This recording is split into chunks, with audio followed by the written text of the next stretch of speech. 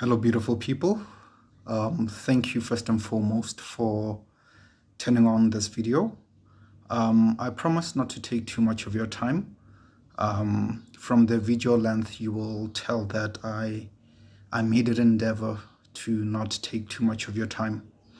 So, going straight into it, I'm sure you have seen the title. This video is tailored, or its purpose is to help non-believers or those of other faiths, whether they be Hindu, whether they be Muslim, whether they be Sikh or any other faith, to understand just who Jesus is. You may hear Christians talk a lot about Jesus, he was a good person and all that, but what exactly did Jesus do? We say this in hopes that perhaps after all of this, you may gain a better understanding of who Jesus is and what his mission was to the earth. Jesus is a centerpiece in the Christian faith. We believe, in short, that Jesus took away the sins of the world.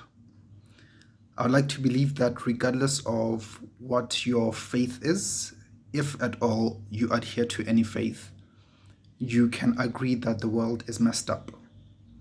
And if there be some sort of higher power, there ought to be a sense of justice. For a grown-up takes advantage of a young child and gets away with it, according to the world, they don't get locked up or taken to prison, but someone grows up with post-traumatic stress or disorder because of what happened to them. Who then will ensure that justice is done where justice needs to be done, if not the living God? But if you adhere to another faith, you will say, well, I believe in God who will pass that judgment.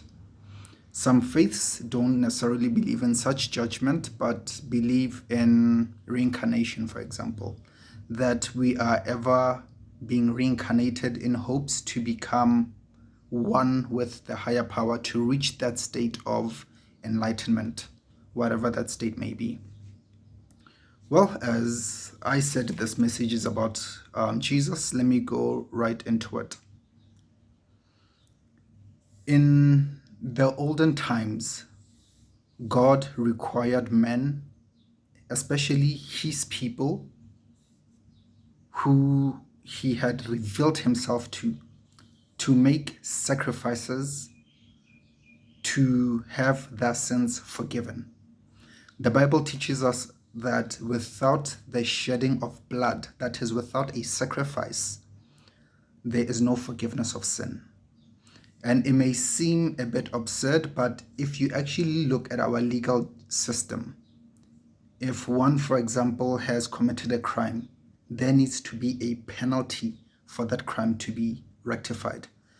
Whether it be a speeding ticket because you broke the law, there is an amount you have to pay. It's a sacrifice. It comes out of your pocket because of the crime or error that you did. Therefore, God required men back then, long ago, to sacrifice bulls, a ram, etc. And what the sacrifice did was it showed men that man is still sinful in nature, because these sacrifices had to be done each and every year. If man was perfect, one sacrifice, one animal being sacrificed, would have done it for a lifetime. However, the blood of bulls and rams and goats could not do away with the sin of man, which is why they needed to sacrifice each and every year, because man is always sinful. But what they did not know was this was a foreshadow. This was to teach them that, man, you are in a state of decay. You are corrupt by nature. You need to be saved. Not always going and sacrificing, but you need something that will be a worthy sacrifice that will deal with your sin once and for all.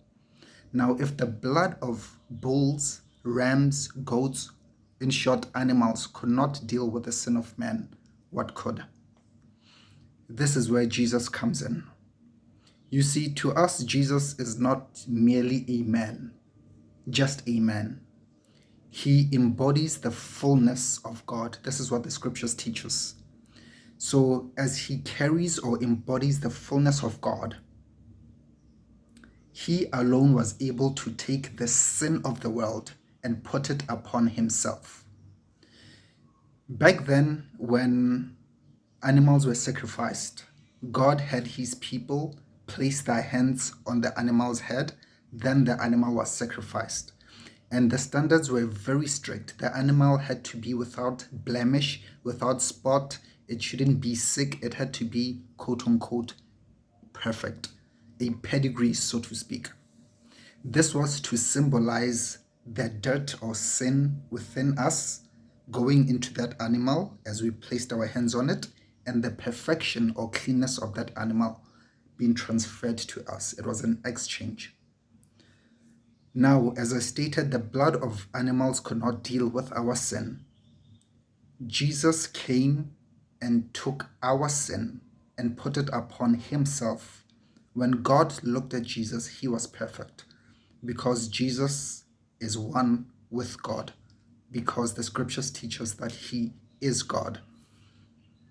Now, I don't want to go too deep into that one because as an unbeliever, you might not fully understand, but this hopefully will inspire you to read the scriptures for yourselves and understand what I mean. He took the sin of us, our sin, our error, and put it upon himself. There was an exchange. So rather than me as an individual needing to put my hands on an animal or whatever and having that sacrifice done, he did it for the world, not only for sins we have done, but for sins we will do in the future. Though this is not to say you should sin willfully or on purpose and say, oh, but Jesus dealt with my sin. No. But he took the sin of the world and put it upon himself, so that when God looks at us now, he sees the perfection of Christ in us, because Jesus took our sin. But you will say, well, if Jesus took our sin, doesn't it make himself sinful himself? Doesn't it mean that when God looks at Jesus, he is unhappy with him because now the sin of the world, that weight is on him? You are partly correct. The sin of the world was on him. So for a little while, God turned away, looked away from Jesus because sin was on him. But Jesus himself did not commit sin. This is something that the enemy, and by the enemy we mean Satan, could not see. Again, I don't want to go too deep into that one because I don't want to confuse you. The main purpose of this is to teach you who is Jesus. He is the fullness of the living God. So many faiths teach that if you become good, you might go to heaven, but it's not about being good. It's about trusting in what God has done through Jesus.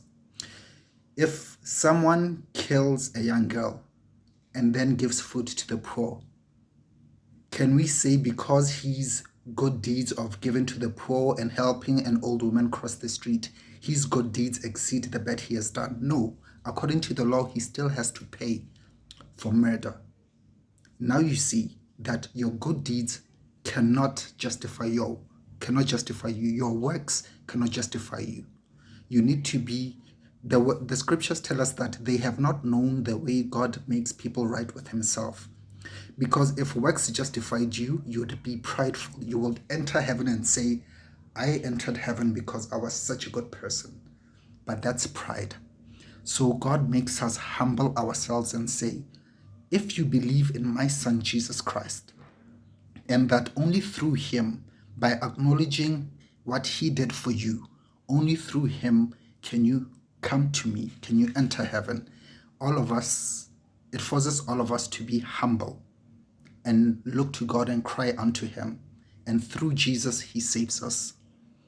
So please consider taking the Bible, read it for yourself. Pray to God. God, I don't know you, but here I am. Thank you.